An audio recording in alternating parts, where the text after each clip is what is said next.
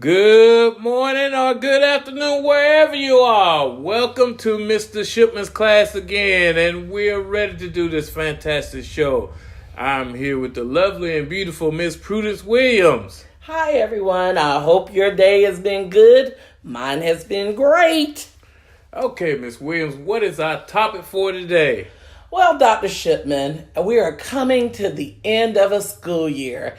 And so our topic today is as the last day of school approaches. Oh boy, you don't know how many teachers are looking forward to the last day of school. And their students. And their students. We're not going to say the parents. Oh, but we're ready to give them back to you for a couple of months. Yes, we are.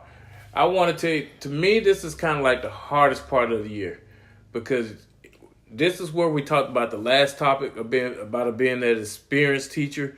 You really have to pull on your experience at the end of the year, because you have to manage kids who already been exposed to the curriculum. Yep. So we have some issues at the end of the year. One of the biggest issues is just what you just said.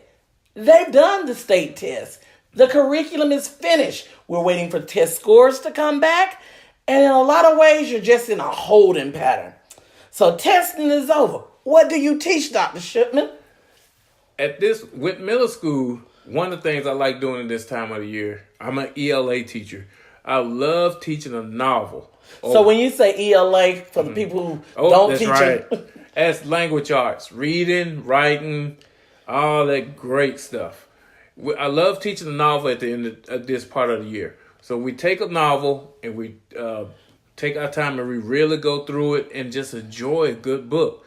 And then the last week, I let them write poems. That's usually their final. We go to the auditorium, they get on stage, and they get to read poems that they wrote in front of the whole class. So you do a poetry slam. Yes, ma'am. Oh, that's nice. And they've seen those on TV, and some of them actually gone to some of the teen clubs that do poetry reading. So I bet you they really like that. They love it. And it's a lot of fun because we record it. They get to watch it later. The kids really get into it.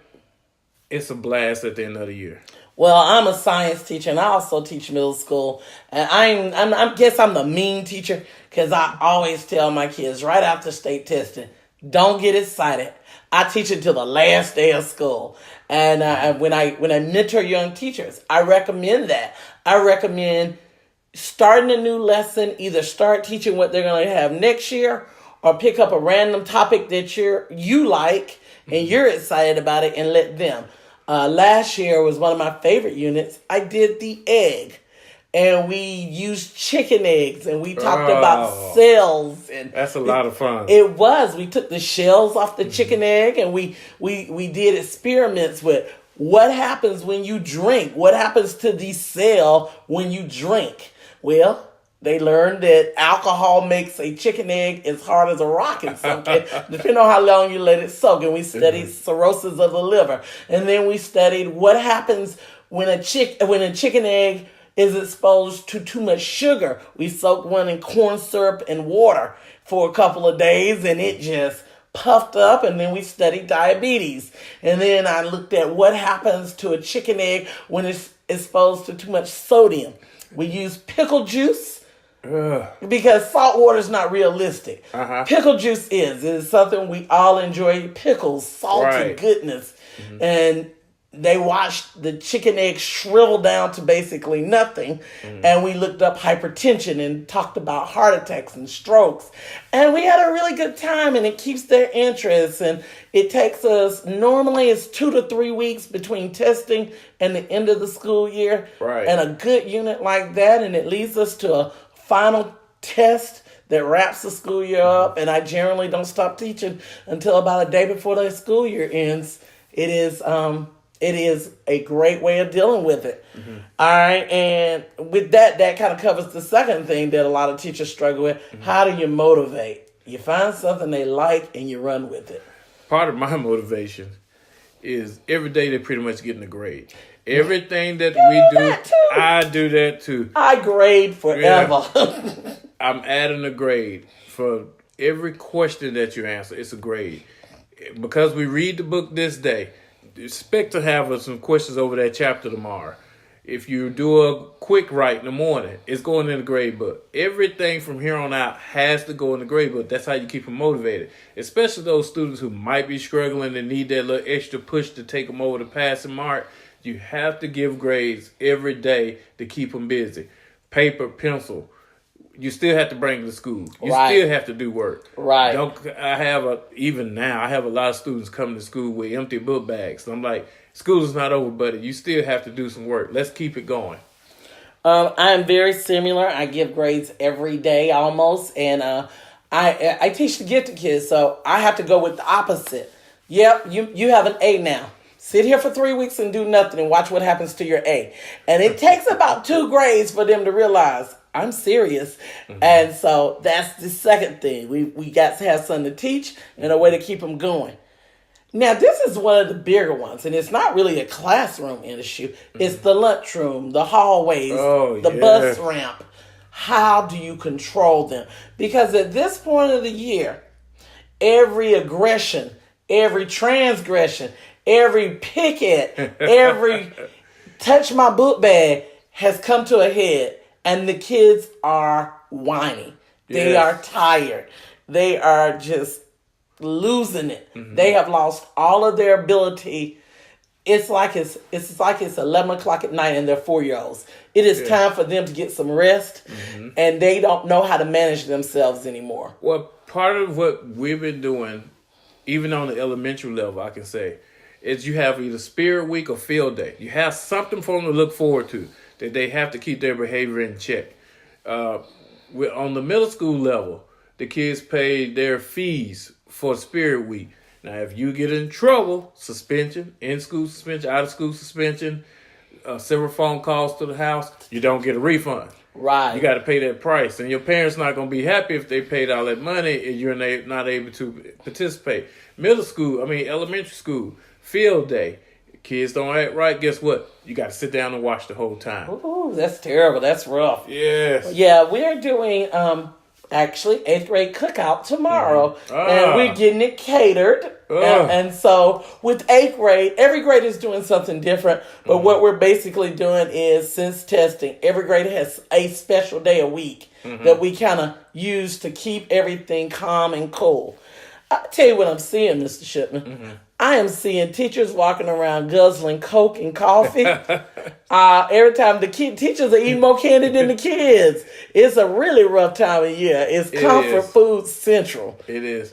I think teachers are part of the problem with where the teachers are having now is, again, you've taught everything. You're extremely tired. You've made all the phone calls. This time of year is paperwork time. You have a lot of paperwork that is due. So RTIs. End of year IEPs. Your checklist. You're trying to begin the process of cleaning up your room. And then you're anxious because you want to see those test scores. You want to see, okay, did these students pass? Yep. And so you have all this pressure. You're drinking your Coke. You're eating your candy. You're staying awake, but it's just this pressure of, I got to keep this class under control. The pressure of, I can't wait to get these test scores. And I'm really ready to get out of here. Right. I have a coworker who knows. She watches me and she can gauge my tiredness because I'll start bringing in strawberry sodas. And I said, strawberry is the beginning. When it goes from strawberry to cherry to grape, I'm through. When I'm sitting around drinking grape soda, it's a wrap. I'm done. And she says, really? I go, it's the sugar. The sugar content. And I just need it. I get crazy at the end of the year. Have you seen in your school an increase in fighting and bullying as the year and over the years? Do you know? I know that's my observation. Towards the end of the year, what I see is kids, like I said, that they just don't have any more forgiveness or patience or tolerance. Maybe tolerance is the best word. They have no more tolerance, and the principal says, be observant, be proactive, be interactive. And I agree. You got to watch them. You have to watch them now because anything can lead to a fight. You have to be observant, be proactive. When you see them start just the verbal side of it, it is not February. Don't let the verbal go, because next thing you know, they swinging on each other. Yeah, I think this time of year, everyone always want to say it's the change of the weather. Maybe it is the weather, but I just think we all been around each other for 10 months. Yes. And it's been a grind. Yes. And then now a lot of that aggression and everything is coming out. You have to have that relationship with your students to be able to watch them and observe them. Know one little thing, if you see somebody all of a sudden throw a hood on and tighten it up, you better get up, because you know something's about to happen. The girls are crying. Yeah. Lord have mercy. The girls are crying. Girls, middle school girls, what emotional creatures. And that's always a sign when you see 4 or 5 girls hugged up together, one in the middle in tears. Go intervene. Something has happened, and it could get ugly real quick. Or you have to watch a group of boys. The boys, the main problem I'm having now, and it's the horse playing. They don't know it's too serious, or someone that can get hurt, or somebody report it and go tell their parents to say, just and such did this, but you was just playing with them a few minutes ago. But again, at this time, you have to be extremely on point, and that's why we drinking that soda and eating that candy all the time, because you have to stay alert. The kids are eating the candy too. Oh, I've noticed the uptick of just candy coming out. And at this point, I don't even say anything, because I'm thinking, if I'm feeling this way, they're probably feeling worse. And I just kind of let it go. It is a lot of sugar. I know a lot of parents are like, don't let them eat it. It's too much sugar. It's a powder keg right now. You do whatever it takes to give them comfort. You do. And you just look forward towards the end. That last day of school. And you know what, Dr. Shipman, speaking of parents, you know what I've observed? What you observe? Every year around this time, I realize parents are tired too. They are. And you know what I know parents are not doing? They're not answering their phones when we call them. Oh, no. They have programmed in whatever. You done call from your cell phone. They got that one programmed in, Mr.Shipman's cell phone. They got the school programmed in. They look at that phone. I'm not going to answer that.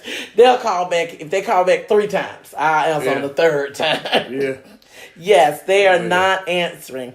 And then you got the second set of parents who hadn't answered the phone all year long. And their child said at the beginning of April, Mama, they talking about holding me back. They gonna hold me back in the 8th grade again. And all of a sudden you get that phone call. Can you guess what they said on that phone call? Well, I didn't know what was going on. Well, man, we called you. We called you in September. We called you in October. We called you in December. You run down that list. And then they say, I never received a progress report or a report card. I never seen one. Y'all didn't never send one to the house. Sure we did. And you give them the dates, and they say they didn't see them, you know. Or you say, do you have Infinite Campus? The internet program that parents can look at the grades on? Yeah. Or do you say, did your child ever show you the grades? Yeah. Or we have internet at home. Well, did you ever check? No, they ain't never checked. But then the funny thing happens. I love it. So we are 11 days away from the last day of school. And yesterday I had a parent say, can I get the makeup work from January? And I was like, you can get it. I'm not going to grade it. I wasn't being funny. It was just,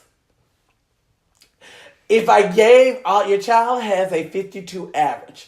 If I gave all the assignments that they have just flat out gotten zeros on, it's going to be about 10 to 15 assignments. I couldn't get them to work during these months. And you're trying to convince me after school from 5:30 to bedtime, you're going to get all this work done. Yeah, no, I don't believe you. And even if you do, you'll want 5 days. So that'll take us down to 6 days to get 15 assignments graded. And I still got end of school year stuff to do. Nah, I don't think I'm going to keep it. Or how about this? You send home the work comes back, and you know the child didn't do it. It was in the parents' handwriting. The parents do the work for the child. Yep, gotten that one too. I've gotten that one. That's a hard one. And I just want them to do the work when we assign it. The next thing parent will do, because I know this is going to happen to me because I told a parent today, no work's going home late. Not like that. And so they're going to go to my principal, and my principal is going to normally back me up. He's going to say, he's going to look at the contact log and see I made several attempts to contact throughout the year. And so they're going to go to the Board of Education, and I'm going to get a call from somebody at the board who's going to ask me to consider it. And I'm going to feel bad. I really do. But I'm not going to change my ways. Because here's the thing. It's more than one kid that needs all their work. And if I say yes to one, I have to say yes to the other 10. And now we put myself in a situation. Mom, we have a situation. I'm not going to put myself in that situation. So parents, if you're listening, yeah, I'm sorry. We're not giving makeup work 10 days out. We're just not. Or even if I, like, part of what I did the whole year, I give extra credit. I do that Part of the extra credit is, how about you go to the library, the public library, get a card, get a book, bring it to me. Guess what? That's 200 points. How about you go to Goodwill, buy a book that costs less than $1, bring me the book. Guess what? That's 100 points. How about you go see a movie, write about it, bring it in. I give you another 100 points. How about you go to the King Center in Atlanta, drive up there. It's free. If you go, guess what? That's 200 points. I had one student this year go to the King Center. Wow. Now, when Black Panther came out, I had a lot of students go see Black Panther. Did they write about it, though? They wrote about it. Some did. And I had a few to go even see A Wrinkle in Time. Okay, that's good. Yeah. That's very good. But the public library, I think I've only had 3 that bring me library cards and say, hey, I've joined. Excellent. That's 3 that weren't. And if you got a library card, that means you might be a lifelong reader, and that's a step in the right direction. Yeah, but I have 85 students. Well, you got to take what you can get, Mr. Shipman. Well, I guess the best thing we can tell to the parents, to the students, and to the teachers, just hang in there. We're almost at the last day. And here's some things that teachers can do during these last 11 days to help them keep their cool, keep the control, and make it through. I say plan summer fun. Go on and plan your vacation. Block it out. Make some reservations. I agree. I say take some time for yourself. Number one rule I learned at the great Clark Atlanta University. Number one rule we had in the doctorate program is take care of you. Before you do anything, always physically, mentally, and spiritually, take care of yourself. So you say plan a spa day? If that's what you like to do, you plan you a spa day. All right. Me personally, I believe in just, hey, sitting still and meditating. Get back balance. Have to get back balance. Put my sword up on the mantle, let it sit there for a while, and just come back to peace with myself. Well, with that, every year, and this is high hopes, and sometimes I'm very successful. It's been 25 years teaching. I always plan me a summer fitness program. And I plan every morning, I'm going to walk, I'm going to go to the gym, I'm going to swim, whatever it is that I decide that year I'm going to do, I plan it out and I make it a priority, kind of put me first. During my summer, I said this summer I'm going to do, and I'm very successful at it most summers, unless something comes up, and I find it very enjoyable to get up and exercise, because in the summer, I don't work. I made that personal decision that I'm going to figure out how to live off the salary I earn during my school year and not work, because that taking care of yourself and recharging. When I was a younger teacher, I used to try to work summers, but I learned very quick I was burning myself down. And those summer vacations are needed for a lot of things, but mental recharging and physical, just getting your body back in shape, particularly as I've gotten older. Standing 8 hours, I wear a activity tracker every day, and on the average day I walk 11,500 steps. Most days I'll walk more. Some days I walk up to 25,000 steps, depending on what's going on in the school building that day. And I've learned that my feet just need some rest by the end of the summer. Yeah. My feet are worn out, and I've talked to a lot of teachers. That's one of the things. All of us tend to ankles, feet, leg, and back problems from standing so long all the time. One of the things now I'm going to take this approach. When I used to work summer school. If you're a teacher and you decide to work summer school, this is my advice to you. Work summer school, but have that vacation planned out at the end. Use part of that money, if possible, for summer school. For a vacation. Take a vacation somewhere to regroup. Now, honestly, I worked summer school probably about 4 years out of these 25 years. When you get back, you're fine. It's not going to really hit you till about October. All of a sudden, you hit a wall. Again, when you hit that wall, you might need to take that day to recoup. Take a break. Take off a Friday or a Friday in the whole weekend. You gotta take care of yourself. Yeah, you're gonna need that time because all of a sudden you're gonna be like, I can't understand why I'm so tired. You're so tired because you didn't take a break. And it's really important to understand that your physical well-being is so closely tied to your mental well-being. And a teacher who is physically exhausted and mentally exhausted tends to do irresponsible things in the classroom. And I think we've all seen it. You have to say to your coworkers when you're trying to teach them to take care of themselves or encourage them, hey, take it off, you're sick. Coming to work sick is not helping anybody, and they get very emotional and they're short-tempered. Just take the time, get yourself together. It is better for everybody included, the kids, the parents.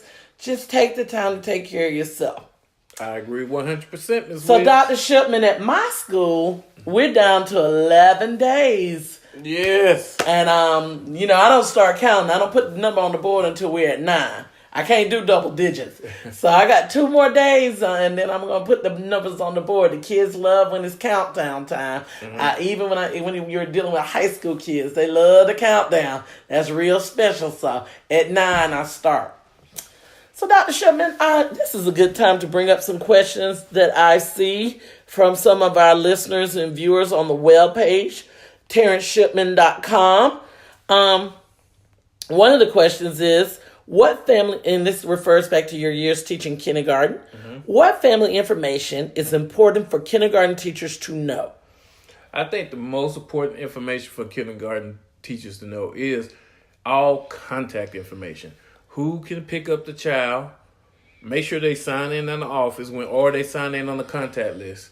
That's the most important. And have at least 3 people. Yes. Because you need to know if they cannot get in touch with you, you have to at least have 2 other people that can come pick that child up from school.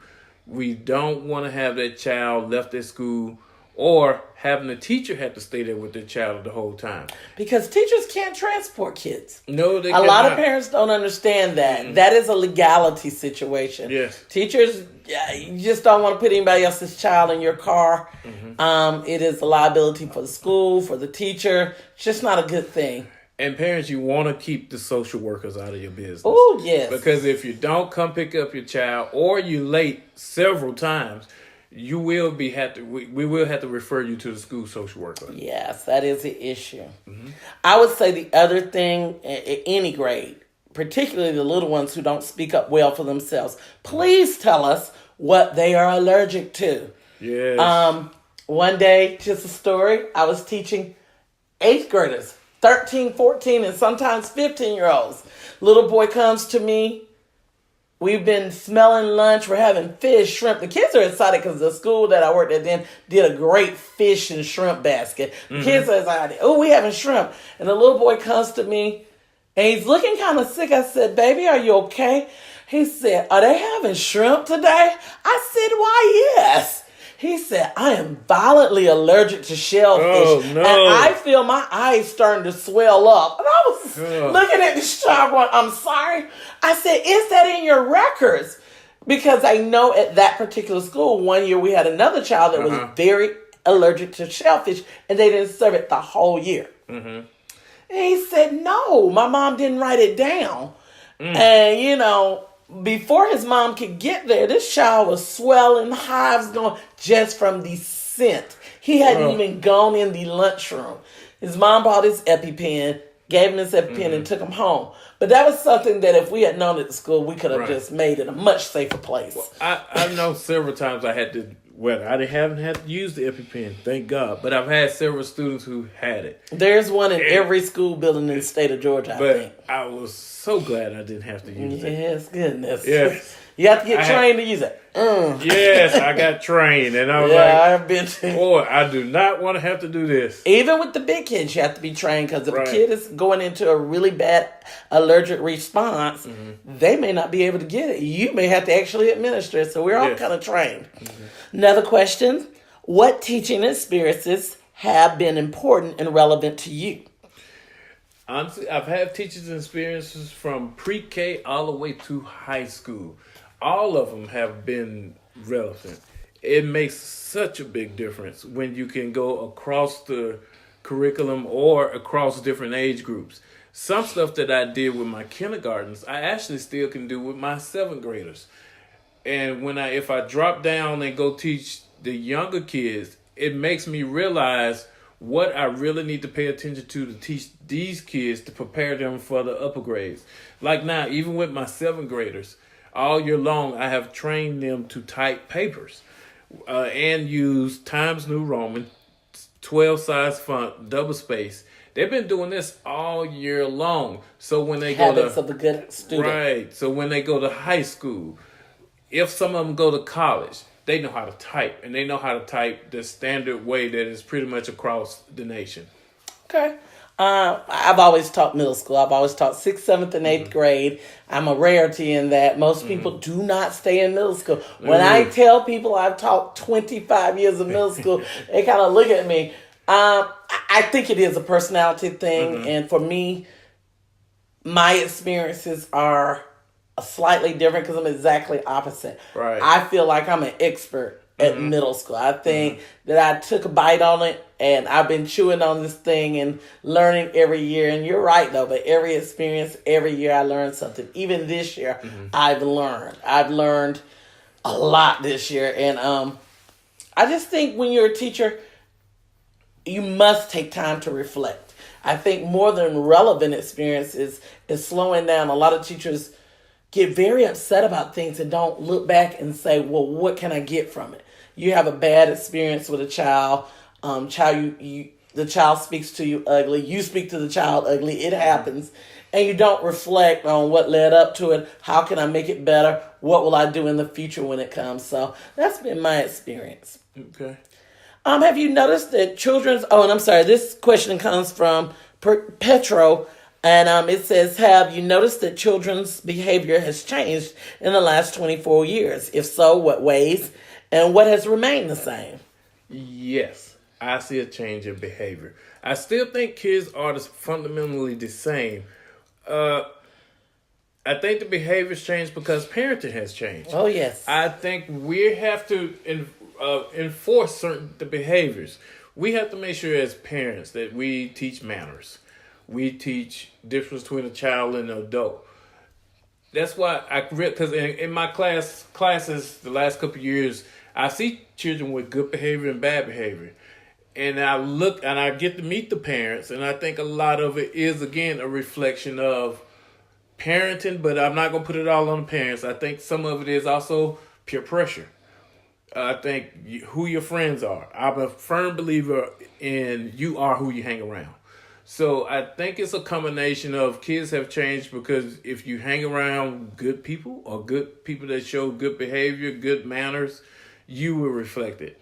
If you have good parenting at home, you will reflect it. So those two things I really think play a big difference in how you act. Well, I would agree. And the only thing I could add to what you just said is exposure. One of the things I've seen is that the internet and larger span TV, I think when we were growing up, 10 channels tops, no internet. No internet. And local radio, you didn't have international radio, so we were a very closed world. Our worlds were much smaller. With the onset of mass media, mass communication, and the internet, you've seen kids be able to see things at a much younger age than we were exposed to it. And I will say, as a parent, I know you have 4 kids, it is almost impossible without just nailing your child in a room with no communication to keep it away from your child. It is. And I think a lot of parents choose to ignore the fact that their children are exposed because they don't quite know how to deal with such mature topics at such a young age.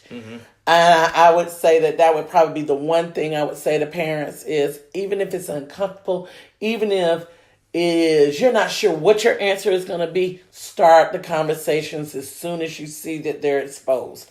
If they see it and you know they've seen it, start talking about it so that you can pour your values into your child, not the world pouring their values into your child. Go. And if you don't know, go look it up. Oh, yeah. Or ask somebody. And don't be afraid. Watch what they're watching. Don't judge, because even if you shut down everything in your house, it is virtually impossible to keep them off their friends' phones, their friends' computers. And they get to it. I think as teachers, that's the one thing we know. They get to it. They will get to it some form of fashion. So you might as well go on and talk about it. Well, Dr. Shipman, this has been great. It has. Great show. Well, ladies and gentlemen, please tell 2 people. And if you tell 2 people, have them tell 2 people and share. Share about this great show that we have. And also, make sure you subscribe. We need subscriptions. We've done extremely well this last 2 shows. And in closing, I want to say, Miss Williams, please say goodbye.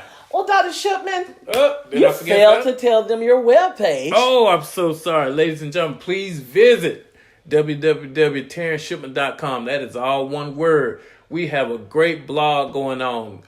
Please go read some of the great articles we have written by fellow educators, parents, students of mine. Go read it. It's a great blog. And your Facebook page. And my Facebook page, Terrence Shipman on Facebook again. And the other Facebook page I have, The Real PTA. The Real PTA. Yes. And you can find them on Twitter, Instagram, at Terrence Shipman. And Pinterest, I'm on there. Oh, yeah, and Pinterest. And what's the L one? LinkedIn. I'm all over. So please join us and share with your friends. And we have enjoyed sharing our world with you. And in closing, my saying is, I am special, I am smart, I am somebody. And have a great evening. And a great week. Mr. Shipman's class, Mr. Shipman's class. Mr. Shipman's class.